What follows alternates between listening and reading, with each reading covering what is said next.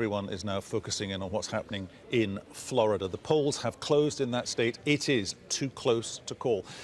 Two correspondents are there. Andy Gallacher is there, as is Shihab Rattanshi. Andy, coming to you first, what's your reading of where we think we are so far with specifically and only the state of Florida? I wish I knew, honestly. I mean, here we go again. Florida is used to this kind of scenario, but things are simply too close to call. Probably less than 150,000 votes between these two candidates. I think about 95% of precincts have now reported, so this entire state is now on a razor's edge. If you look at the map and you break down the counties, it has perhaps gone the way that most people would have predicted. The southeast of Florida, solidly blue for Hillary Clinton.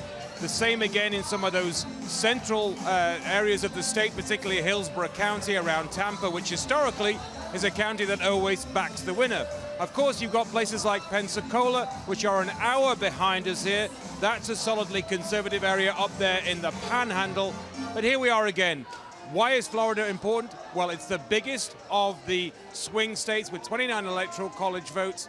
It has a demographics which reflect accurately the entire country. There's a saying here, as Florida goes, so goes the nation. So if this state is a reflection of how the entire country is feeling, it's pretty accurate. It's on a razor's edge, it's very divisive, it's very divided, and everyone here is just waiting with bated breath as those last few votes steadily come in. But again, simply too close to call. As far as the individual candidates and their message was concerned, who do you think managed to get that message out there and get more traction than the other candidate?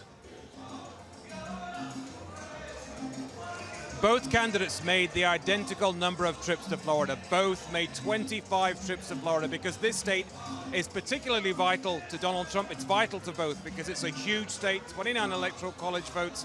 But let's talk about the message from both those candidates. Hillary Clinton has done well in those highly populated areas where there are lots of Hispanic and African American voters. Perhaps no surprise there. But when you go to the more rural parts of this state where those manufacturing jobs have been lost, where people have lost faith in politics and politicians, that's where Donald Trump's message has resonated.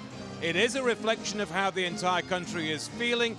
We spent a lot of time traveling down the Mississippi River through 4 different states, and you get the identical message. In those rural areas where the agricultural economy is not doing so well, people think Donald Trump is the man to bring back those manufacturing jobs, to boost the middle class. If you go to those metropolitan areas, the cities, they don't like Donald Trump so much there because of particularly things he said about Latinos.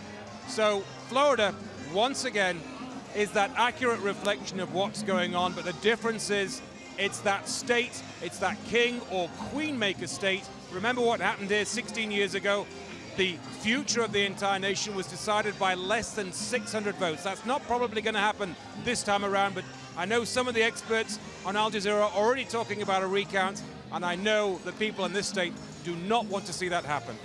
If it's a recount, that'll be a long week, Andy, for the moment. Thank you very much. OK, let's take you to Pensacola. Andy was talking about it there, our correspondent Shihab Rattanshi. So, Shihab, we have to wait now. There's an hour time difference between where you are and where Andy is as well. We have to wait for those counties to give us those final few figures.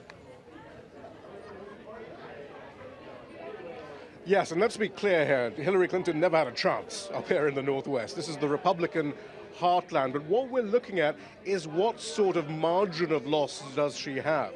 And this might be where Clinton has a problem, in the sense that they were hoping, I think, the Democrats to be a bit more competitive than they seem to be right now.